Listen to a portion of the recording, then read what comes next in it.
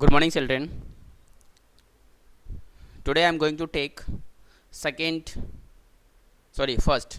first poem of English Literature's class ninth Beehive. The name of the poem is The Road Not Taken. The road not taken means the path which was not chosen by anybody. क्या मतलब होता है इसका कि ऐसा रास्ता जो किसी के द्वारा नहीं चुना गया है या ऐसा रास्ता जिस पे किसी के द्वारा यात्रा नहीं की गई हो, ऐसे रास्ता को पोएट चूज करता है और पोएट ट्रेवल करता है।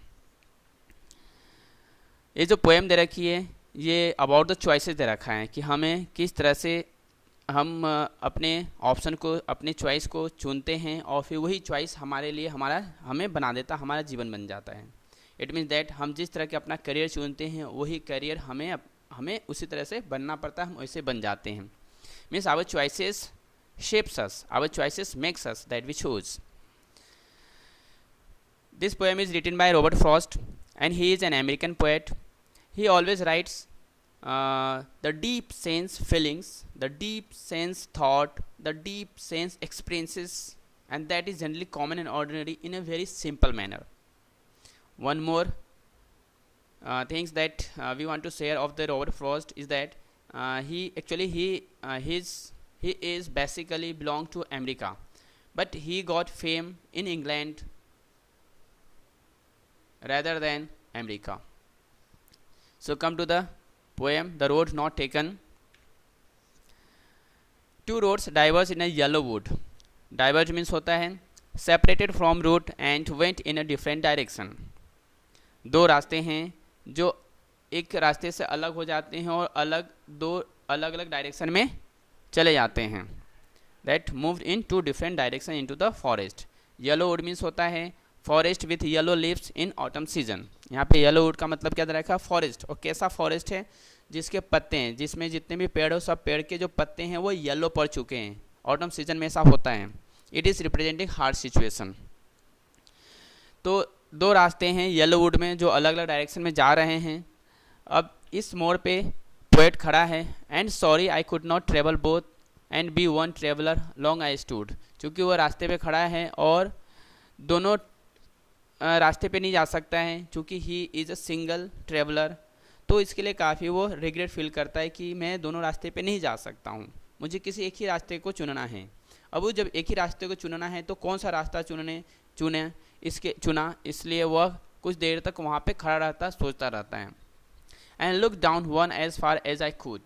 और उसके बाद मैं एक रास्ते को, वो जो व्यक्ति है पोएट है, वो एक रास्ते को वो देखता रहता है।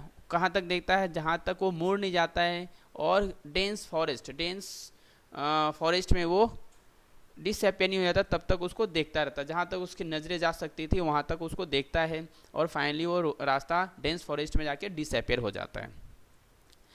From this paragraphs we are getting that we are having lot of options. Two roads की मीन्स टू रोड्स का मतलब यहाँ पे हमारे पास दो ऑप्शन है या दो से ज़्यादा हमारे पास ऑप्शन है बनने के लिए। Means it is very relevant to our life, it is very relevant to our career, it is very relevant to our options that we have to choose now, because now we are in 9th class and we are very sensible about our career, what should be in the future. So poet has compared our life, our options with the roads here, and he has very simple, he has described our thinking, our thought, our problem, the problem that we are facing in choosing the career in a very simple manner with the help of this poem. अब जो है हमारे पास बहुत सारे option हैं, अब हमें क्या चुनना चाहिए। क्योंकि हम लोगों को जीवन एक ही मिला है तो हमें इन सभी ऑप्शन में से कोई एक ही ऑप्शन चुनना है। इसलिए हमें क्या करना है, थोड़ा देर सोच के मतलब शांति रख के उस सभी ऑप्शंस के बारे में सोचना है, और जिसमें हमें ऐसा लगता है कि हमें अपना जो कैरियर बहुत अच्छा बना सकते हैं उसको हमें चूज करना है। अंडर ग्रोथ का मीनिंग होता है dense growth of plants and bushes. Come to the second paragraph. Then took the other, just as fair, and having perhaps the better claim, because it was grassy and wanted wear. Wanted wear की means होता है had not been used, जिस पे ज़्यादा लोग चले नहीं हैं। वो रास्ता अभी भी कम, ऐसा लग रहा है कि उस रास्ते पे कम लोग चले हुए हैं। तो क्या करता है वो, फिर पहला रास्ते को देखता है फिर पहले रास्ते से फिर क्या करता है, दूसरे रास्ते की तरफ देखता है। अब दूसरे रास्ते की तरफ देखता है तो सोचता है कि ये इनके लिए ज़्यादा अच्छा है, perhaps it is better for him. क्यों ज़्यादा अच्छा है? क्योंकि ये देखता है कि जो पहले रास्ते पे थोड़ा सा कम था ग्रासेस, लेकिन दूसरे रास्ते पे ग्रासेस ज़्यादा है, और वहाँ पे उस रास्ते पे बहुत कम लोग गए हुए ऐसा उसको नज़र आता है। क्योंकि दोनों रास्ते पे लोग चले हुए नज़र आ रहे हैं, लेकिन सेकेंड रास्ते पे ऐसा लगता है कि कम लोग चले हुए हैं। इस तरह से हम भी होते हैं कि हमें क्या देखना है कि जब ऑप्शन है तो हमें ये देखना है कि कौन सा ऑप्शन पे कितने ज़्यादा भीड़ है। जैसे अगर इंजीनियर की बात करें या कुछ और फील्ड बात करें जहाँ पे लोग बहुत ज़्यादा लोगों ने अपना करियर बनाया उसके अंदर, लेकिन कुछ ऐसे भी फील्ड है जिसमें बहुत कम लोग गए हैं। बहुत कम लोग गए हैं मतलब उस रास्ते पे ग्रासेस ज़्यादा है और उस रास्ते पे कम चले हुए, मतलब उसमें करियर कम बनाया है। अब देखिए कौन सा रास्ता ये पोएट चुनने को सलाह देता है और चुनता है। And both that morning equally ले, वो जब उस सुबह देखता है, उस सुबह में देखता है कि दोनों रास्ते उसको एक जैसे नज़र आ रहे हैं, उस पर जो पत्ते हैं एक जैसे अभी भी है, और उस पत्तों के ऊपर मतलब वो पत्ते भी ज़्यादा कुचले नहीं गए। ट्रोडन का मतलब होता है trampled with steps of foot, चलने के कारण जो पत्ते कुचले जाते हैं, काले पड़ जाते हैं, that is called trodden. Trodden third form है, इसका फर्स्ट फॉर्म होता है trade, TREAD, trade. Trade means चलना और जिसके कारण कुछ चलना, that is called trade. Steps भी बोल सकते हैं इसको। तो वो क्या देखता है कि दोनों रास्ते उस सुबह दोनों रास्ते एक जैसे दिख रहे हैं, दोनों रास्ते पे पत्ते दिख रहे हैं, लीव्स दिख रहे हैं, और उस पर ज़्यादा चले हुए नज़र नहीं आ रहे, सुबह बिल्कुल फ्रेश नज़र आ रहा है। Oh I kept the first for another day. अब वो क्या सोचता है कि मैं पहला रास्ता को दूसरे दिन के लिए छोड़ देता हूँ, मतलब मैं दूसरे दिन अगली बार जब आऊँगा या दूसरे दिन आऊँगा तब मैं यहाँ पे इस रास्ते से पहले रास्ते से जाऊँगा। Yet knowing how way leads on to way I doubted if I should ever come back. उसको ये भी पता है कि पहले रास्ते पे जो जा रहा है वो जो दूसरे रास्ते पे जो जा रहा है वो दूसरा रास्ता आगे जाके और उसका रास्ता बनेगा। Way leads on to way मतलब way leads to on to way मतलब रास्ते और आगे दूसरा रास्ता, उसके आगे तीसरा, फिर चौथा, फिर रास्ते आगे बनते चले जाते हैं और वो इंसान उस पर आगे बढ़ता चला जाता है। ये इनको पता है, इतना जानता है, लेकिन फिर भी उसके मन में डाउट है कि क्या मैं वापस आ पाऊँगा, क्या मैं वापस आ सकता हूँ वो फर्स्ट रास्ते को ट्रेवल करने के लिए। इसलिए वो फर्स्ट रास्ते को बोलता है कि मैं उसके दूसरे दिन ट्रेवल करूँगा। इट मीन्स दैट हम अपने करियर से बात करें तो हमें सारे ऑप्शन थोड़ा बहुत एक जैसा नज़र आता है, यार ये भी है, सब में कुछ ना कुछ है, और हम क्या करते हैं, हम ऐसा सोचते हैं कि यार ये फिर बाद में करूँगा, ऐसा नहीं हो सकता है, ये भी हम जानते हैं। और हम जब एक करियर को चुनते हैं तो उस करियर में उसके आगे और प्रमोशन होते जाता है, हम उसमें नए नई चीज़ें करते चले आते हैं, मतलब उसमें हम अपना करियर बन जाते हैं, हम उसी तरह का व्यक्ति बन जाते हैं। अगर हमने चूज़ किया है डॉक्टर का तो डॉक्टर से MBBS कर लेते हैं, फिर MD कर लेते हैं, PG कर लेते हैं, उसमें स्पेशलिस्ट हो जाते हैं, मतलब रास्ते बनते चले जाते हैं, हम उसमें आगे चले जाते हैं। फिर वहाँ से वापस आना पहले रास्ते पे कि हम दूसरे चीज़ बनना चाहते हैं, इंजीनियर, ऐसा नहीं हो सकता है। तो वो भी यही सोच रहा है कि वो ऐसा वापस नहीं आ सकता है, रास्ते में रास्ते बनते चले जाते हैं और वो आगे बढ़ता चला जाएगा।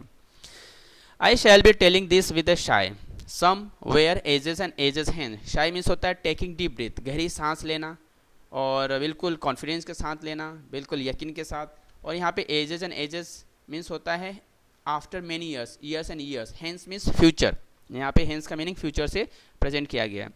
अभी क्या कहता है, two roads diverged in a wood and I took the one less traveled by and that has made all the difference।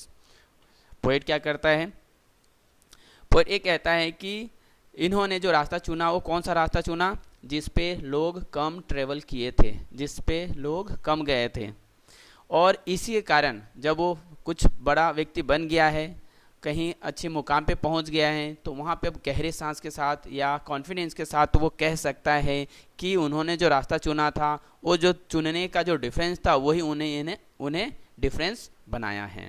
Because he choose the path difference from other people. ज़्यादा लोग कौन सा रास्ता चुन रहे थे, जिस पे सब लोग जा रहे हैं, उस रास्ते को चुना, और इन्होंने कौन से रास्ते को चुना, जिस पे कम लोग गए थे, इसके कारण वो आज इस मुकाम पे है। Because of that he is at the pinnacle of success in his life.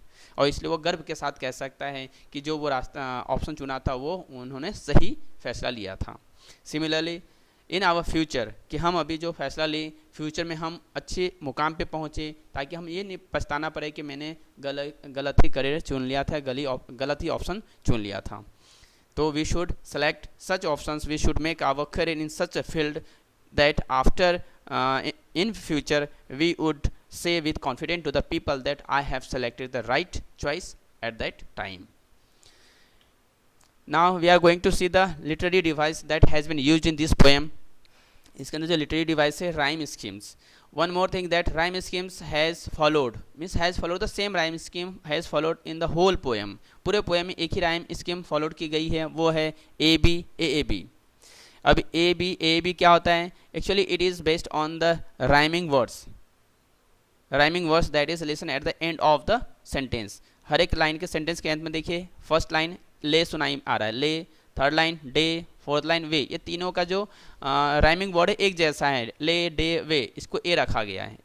और सेकेंड और फिफ्थ को देखिए, सेकेंड और फिफ्थ ब्लैक बैक, इन दोनों का राइमिंग वर्ड एक जैसा है, तो इसका जो सीक्वेंस हो गया वो ए बी हो गया. तो इस तरह के ये जो राइम स्कीम है, इस राइम स्कीम को कहा जाता है ए बी. दूसरा लिटरेरी डिवाइस जो यूज़ किया गया है वो फिगर ऑफ स्पीच है. इसमें 3 तरह के फिगर ऑफ स्पीच यूज़ किया गया है पोएम को लिखने के लिए. पहला यूज़ किया गया मेटाफोर. मेटाफोर होता क्या है? मेटाफोर का मतलब होता है दो अनलाइक थिंग्स या दो अनलाइक आइडियाज़ को कंपेयर करना. तो यहाँ पे देखिए रोड के कंपेयर किससे किया गया? लाइफ से. येलो वुड्स को किससे कंपेयर किया गया? हार्ड टाइम से. तो ये दोनों मेटाफोर हो गए.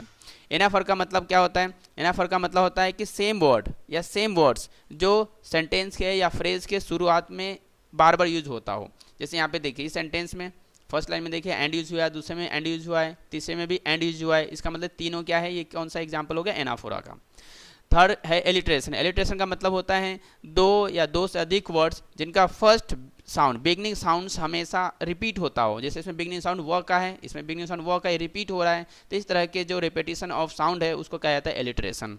इस तरह से इसके अंदर 3 फिगर ऑफ स्पीच यूज किया गया है. Thank you so much.